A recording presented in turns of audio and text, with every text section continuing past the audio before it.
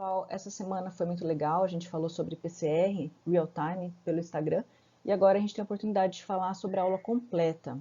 Essa é uma ferramenta muito importante, é a mais importante em um laboratório de biologia molecular, muito utilizada, e a partir da sua descoberta e utilização, ela mudou o rumo da ciência. Então, ela tem muitos usos. A gente hoje, por conta do Covid, né, a gente usa essa ferramenta como um método de diagnóstico. E hoje, no nosso laboratório, a gente usa para fazer a expressão de genes e estudar o sistema imunológico de peixes e outras espécies animais. Então, eu quero falar um pouco sobre isso, explicar não a fundo cada passo, mas de maneira geral como ela é feita e como ela pode ser usada, principalmente como ela pode ser usada em benefício da avaliação do sistema imunológico de animais. Aqui a gente tem uma visão geral do organograma dos passos necessários para a gente poder executar um PCR em tempo real de forma efetiva, adequada. E a primeira coisa que a gente tem que pensar é a amostra. A amostra para se fazer um PCR em tempo real, ela tem que ser livre de alguns contaminantes, principalmente de nucleases. Nucleases são enzimas que degradam os ácidos nucleicos e é isso que a gente busca para fazer uma PCR. No nosso caso, a gente usa a PCR em tempo real para avaliar a expressão de genes relacionados ao sistema imune. Nesse caso, eu preciso que o meu RNA esteja íntegro, esteja adequado para eu poder fazer a avaliação. E uma dica que eu dou e que eu faço sempre é coletar a amostra e congelar rapidamente. Então, durante a amostragem, durante a coleta do seu experimento, você tem que fazer da forma mais asséptica possível, mais rápida possível e já congelar em nitrogênio líquido. Uma forma muito simples de se fazer isso é congelar em nitrogênio líquido em garrafas térmicas. Isso vai facilitar a sua separação de amostra ao final da coleta. Eu utilizo essas garrafas térmicas para cada tecido que eu coleto e isso facilita muito o momento da coleta. Nós realizamos a coleta da forma mais asséptica possível, mais rápida e congelamos imediatamente em nitrogênio líquido. No final da minha coleta, eu separo todas as amostras, coloco numa caixa adequada para criotubo e faço a identificação correta de cada experimento, cada tratamento, todas as informações necessárias para que essa amostra fique bem identificada e aí sim vou manter as minhas amostras em freezer -80. Esse passo simples de congelar rapidamente em nitrogênio e depois congelar em -80 já diminui muito a contaminação com RNases. Isso garante que o resultado final da sua PCR seja adequado. Uma vez que você já obteve a sua amostra, livre de nucleases, da melhor forma possível, o próximo passo é fazer a extração do RNA. Isso porque o meu objetivo com essa análise é realizar a expressão de genes do sistema imune. A extração do RNA ela tem que ser feita em capela extratora de gases, porque a gente usa reagentes químicos que são muito tóxicos. Por exemplo, o Tri-Reagent da Sigma, que é o reagente que eu uso para fazer a extração dos ácidos nucleicos. Ele é muito tóxico, então você tem que se proteger com luvas, jaleco, máscara e utilizar a capela extratora.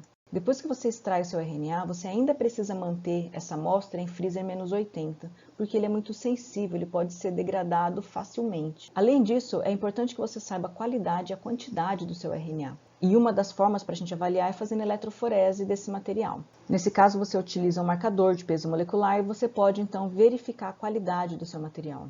Dependendo do seu objetivo, da hipótese do seu trabalho, do que você pretende publicar, você pode ainda fazer uma fotodocumentação desse material, do seu gel.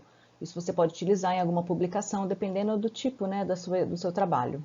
Esse é um fotodocumentador, ele consegue captar as imagens geradas numa eletroforese. Uma vez que a gente já passou pelo primeiro passo de extrair o RNA, o segundo passo é fazer a fita complementar de DNA, o cDNA. A gente costuma dizer que a gente vai construir uma biblioteca de cDNA, porque é a partir desse material que a gente realiza o PCR em tempo real. Para isso, a gente precisa de um equipamento, um termociclador, que vai fazer ciclos de temperatura, que vai permitir o anelamento, a hibridação e amplificação das sequências para formar a fita complementar do DNA. Esse é o meu termociclador, é da Biorad e é o equipamento que eu utilizo para fazer o meu cDNA.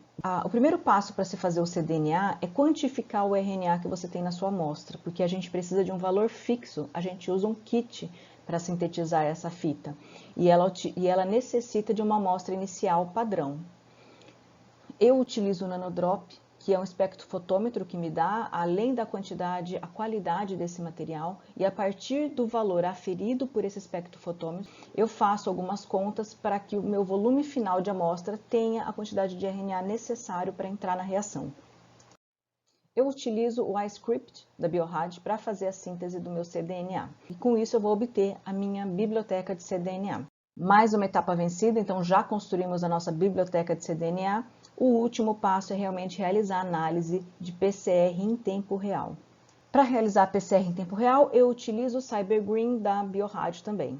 Além do kit CyberGreen, além da minha amostra de cDNA, o meu material, a minha amostra com uma concentração conhecida, eu utilizo também os primers, que são sequências de oligosnucleotídeos que irão marcar a sequência alvo que eu busco, que vão marcar o gene alvo que eu estou buscando naquela amostra. E eu utilizo primers que vão selecionar, que vão marcar genes do sistema imune e de sistemas correlacionados, de acordo com o foco do meu experimento. Então, até agora, nós vamos colocar na placa de PCR o kit CyberGreen, a minha amostra de cDNA e os primers específicos para selecionar, para marcar aquele gene-alvo do meu interesse. Então, com todo esse material nas minhas placas de PCR, que são placas específicas para se fazer essa análise, que são livres de nucleases, eu vou utilizar um outro equipamento, que é um termociclador específico para fazer leitura do PCR em tempo real. Esse equipamento ele consegue captar a fluorescência emitida durante a amplificação daquela sequência alvo que foi selecionada pelos meus primers. Ele consegue captar a fluorescência emitida durante a amplificação dessa sequência alvo e nós conseguiremos quantificar essa amplificação. E a partir desses dados a gente vai conseguir avaliar as diferenças entre tratamentos e vamos conseguir determinar qual tratamento expressou mais um gene em comparação com o outro. Normalmente a gente faz uma expressão relativa a um gene de expressão constitutiva, que é aquele gene que está sempre sendo expresso, como por exemplo a beta-actina, elongate, que são genes que são expressos pois eles são necessários para a manutenção da vida da célula. Todos esses passos são necessários para que a gente consiga realizar um PCR em tempo real, que é uma análise que facilita muito a avaliação do sistema imune. A gente vai conseguir avaliar a expressão de genes que são importantes e que estão relacionados com a nossa hipótese.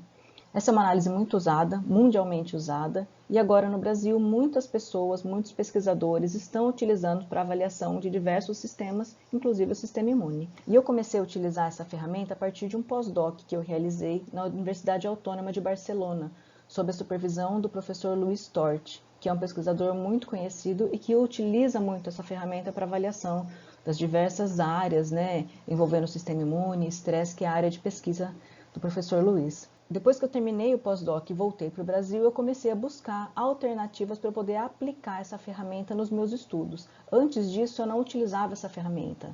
Eu não sabia utilizar e não conseguia utilizar nos meus estudos, mas a partir do momento que eu voltei para o Brasil, eu comecei a minha saga para conseguir utilizar essas ferramentas. E eu consegui alcançar essa meta de incluir essa ferramenta quando eu consegui aprovar o meu auxílio Jovem Pesquisador da FAPESP.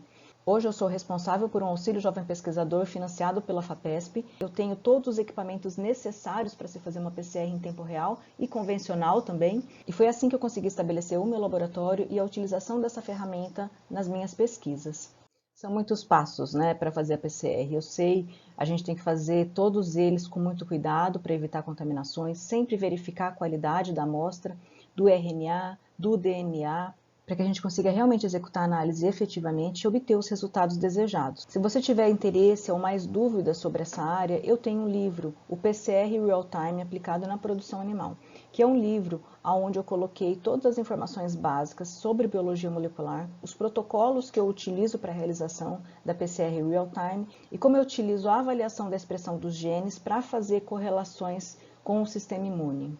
Nesse livro eu trago exemplos de diversas espécies animais, organismos aquáticos, aves, mamíferos, pois é possível a gente utilizar essa análise para qualquer área da produção animal. Se você ficou com alguma dúvida, me manda uma mensagem, coloca um comentário, me manda um direct. Eu sempre posto conteúdo voltado para a produção animal no Instagram e aqui no YouTube. Bom estudo e a gente se vê!